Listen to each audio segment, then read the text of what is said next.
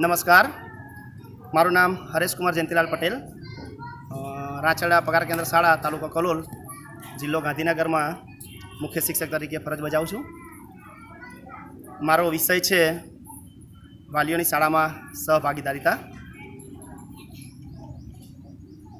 શરૂઆતથી વાત કરું તો જ્યારે મુખ્ય શિક્ષક તરીકે અહીંયા લાગ્યો 2012માં, ત્યારથી મારી શરૂઆતના વર્ષમાં જોયું તો જ્યારે સાંસ્કૃતિક કાર્યક્રમ હોય, કોઈ બીજો કોઈ ફંક્શન હોય, પ્રવેશોત્સવ હોય કે પછી કોઈ પણ વાલી મિટિંગ રાખી હોય, ત્યારે મને એવો અનુભવ થયો કે વાલીઓ શાળામાં આવતા જ નથી. આવા તો કદાચ 5-7 માંડ આવતા.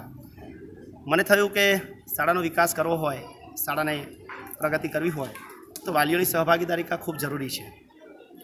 એમ હું મનોમન મંથન કર્યું કે શું કરવું. પછી મને વિચાર આવ્યો કે લાવો કંઈક એવો પ્રયત્ન કરીએ કે જેથી વાલીઓ આપણી શાળામાં આવતા થાય.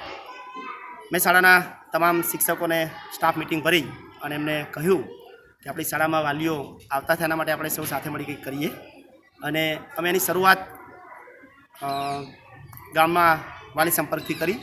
તમામ શિક્ષકોને સાથે રાખી નક્કી કર્યું કે તમામ શિક્ષકોએ પોતાના વર્ગના જે બાળકો હોય એમના વાલીઓને મળી એમને બાળકની શાળાની તમામ માહિતીથી માહિતગાર કરવાના અને જ્યારે પણ શાળામાં કોઈ કાર્યક્રમ હોય આવવા માટે સૂચન કરવાનું. આ રીતે જરા આત્મીયતા કેળવવા માટે દરેક શિક્ષકોને મેં ઘરે મોકલ્યા. દરેક શિક્ષકે ખૂબ ઉત્સાહથી કામ કર્યું. ત્યારબાદ જ્યારે કોઈ કાર્યક્રમ આવતો સ્કૂલમાં, સાંસ્કૃતિક કાર્યક્રમ હોય કે રાષ્ટ્રીય કાર્યક્રમ હોય, તો અમે બાળક મારફતે એક નિમંત્રણ પત્રક લખીને પણ મોકલવાનું શરૂ કર્યું કે જેથી વાલીઓ આમંત્રણ સમજી પણ શાળામાં આવતા થાય. એ સિવાય એસએમસીના સભ્યોને પણ અમે કામ સોંપ્યું કે તમે પણ તમારા મહોલ્લામાં જે વાલીઓ હોય એને શાળામાં આવતા કરો અને એનાથી બાળકો શું કરે છે એનાથી માહિતગાર થશે તો બાળકના શિક્ષણમાં સુધારો થશે. એસએમસીના સભ્યોએ પણ ખૂબ ઉત્સાહથી એ કામ કર્યું. પછી અમે દર 2 મહિને વાલી મિટિંગનું આયોજન શરૂ કર્યું અને દર 2 મહિને કોઈ પણ 2 ધોરણ, શરૂઆતમાં અમે પહેલા શનિવારે 1લું 2જું ધોરણ, બીજા શનિવારે 2જું 3જું 4થું ધોરણ, ત્રીજા શનિવારે 5મું 6ઠું ધોરણ અને ચોથા શનિવારે 7મું 8મું ધોરણ. અને એના વાલીઓને અમે સ્પેશિયલ શનિવારે સવારે વાલી મિટિંગ બોલાવતા. તમામ વાલીઓમાંથી લગભગ શરૂઆતમાં ઓછા વાલીઓ હતા, ધીમે ધીમે વાલીઓનું પ્રમાણ વધ્યું અને વાલી મિટિંગની અંદર અમે એમને વર્ગ શિક્ષક તથા વિષય શિક્ષકને હાજર રાખતા અને એમની હાજરીમાં જ શાળાની પ્રવૃત્તિઓ વિશે, જે તે વર્ગ ધોરણના બાળકો વિશે, જે તે કાર્યક્રમો વિશે થોડા માહિતગાર કરતા. અને એમને પણ અમે કહેતા કે અમારા માટે પણ કંઈ સૂચન હોય તો ચોક્કસ અમને આપજો.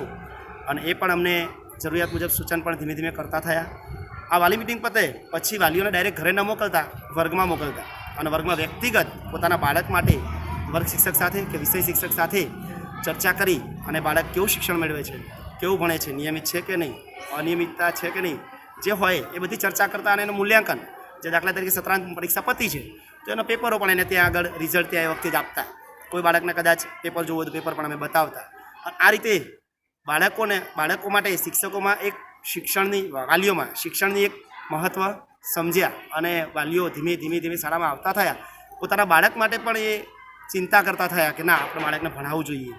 વેકેશનમાં પણ અમે થોડું ઘણું કામ બાળકો મારફતે મોકલ્યું હોય તો વાલીઓ ઘરે બાળકો જોડે એ કામ કરાવતા અને વેકેશન પછી અમને એનું પરિણામ પણ જોવા મળતું. હા, લેસન કરી લાવતા. આ રીતે વારંવાર જ્યારે સાંસ્કૃતિક કાર્યક્રમ હોય, રાષ્ટ્રીય કાર્યક્રમ હોય તો એ વખતે અમે જોયું તો ધીમે ધીમે સંખ્યા વધતી ગઈ.